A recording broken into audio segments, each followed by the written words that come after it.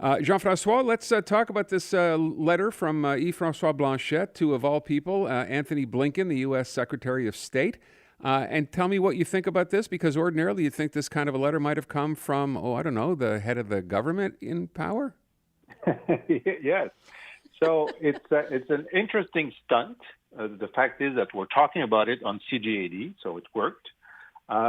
But yes, I was a minister for international relations for Quebec, and what may have been done and what I would have done is simply that we know we had a readout last week from a meeting from trade representative of the White House and a commerce representative of Canada, and in the U.S. readout there were a few words saying that the U.S. showed concern about the new regulations in Quebec about American trademarks. All right, that's all there is. Mm-hmm. Reporters tried to have more info. There was none forthcoming, and the chance that Anthony Blinken is aware of that is zero. All right, that's clear.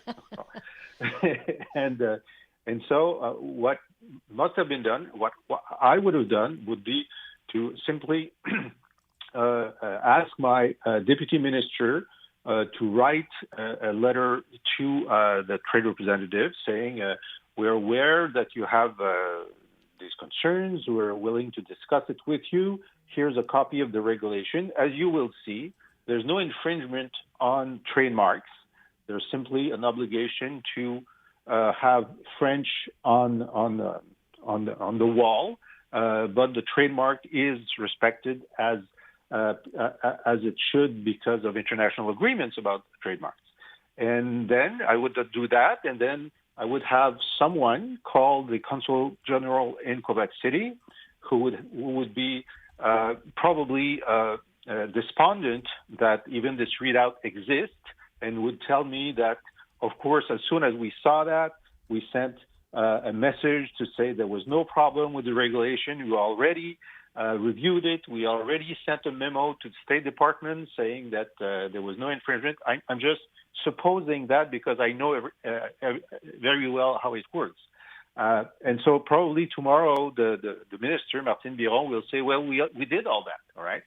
And that's the end of it. But Yves-François Blanchet decided, he was invited to a reception with many other people at the American Embassy yesterday, and said, okay, I'm going to write a letter to Mr. Blinken and give it to the ambassador, and the ambassador will forward it.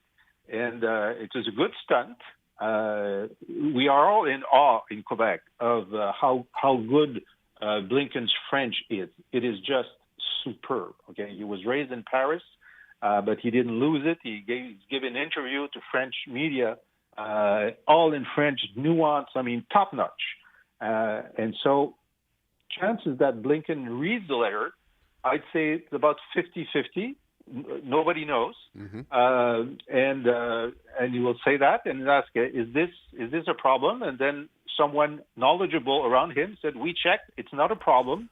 And so we just will send accusé réception to this fellow Blanchet, and that's going to be the end of it. Well, will someone around him, that person we're saying eventually will let him know, simply say, no, it's not a problem. It's just basically, as you referred to it, a stunt? Are they likely to say that to Anthony Blinken? They could say that. It's a stunt by the Quebec separatist leader at the House of Commons, but he's a head of a party. So when we receive a letter from someone, we send the letter back, not from the secretary. Mm-hmm. It would be from the office of the secretary that would send, say, we received a letter, thank you very much, okay. And that'd be it. Any harm done here potentially? I'm just seeing it as a potential irritant. For whom? For Blinken. No. I was a correspondent in the U.S. for 5 years. We have an opinion of Washington that is way beyond the sensibility that they have. They are being lobbied and pushed and solicited and criticized every day by everyone. They are not flustered easily. And the fact that they receive a letter in react, but from an MP from Newfoundland about about something that happened at the trade representative office is nobody will be irritated by that.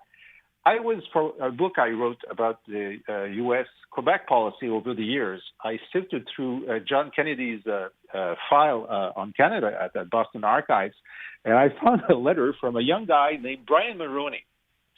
And Brian Mulroney was writing because he wanted to have information about this new the new way that the Democrats planned the 1960 political campaign, which is quite innovative.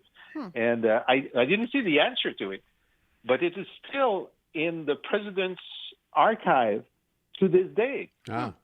Well, I'm sure Anthony Blinken will cherish the letter from Jean-François Blanchet, Jean-François. I'm sure he'll keep it and probably frame it and hang it somewhere nice. Before we run out of time, I do want to get you to weigh in on what has been a rather tumultuous couple of days in the National Assembly for reasons I think we can all agree no one would have seen coming a week or 2 weeks ago. Mm-hmm. This whole scandal now over funding and fundraisers. What do you make of all this? Well, first I want to say how blessed we are in Quebec that we're having a big kerfuffle about the last remaining $100 that a citizen, not a company or a union, but a citizen can give. Is it problematic if it gives this person or mayor or entrepreneur some advantage in having 5 minutes of the ear of the minister? I say we're blessed because elsewhere in North America, it's the far west of $1 million anonymous contributions to politicians, all right? So we're really at a level of probity that we're having this fine-tuned debate of the last $100.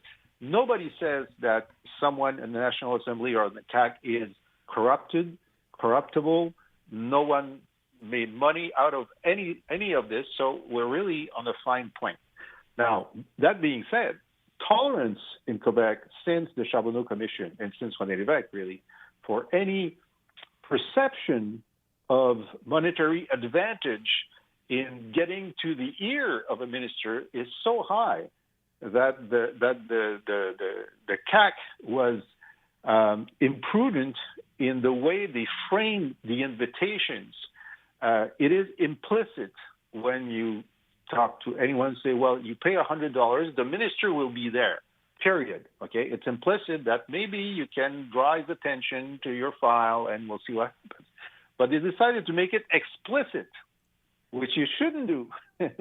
And now there's going to be some tightening of the bolts, I guess. The PQ said, well, we will not have ministers in funding cocktails if we get to power. That's new.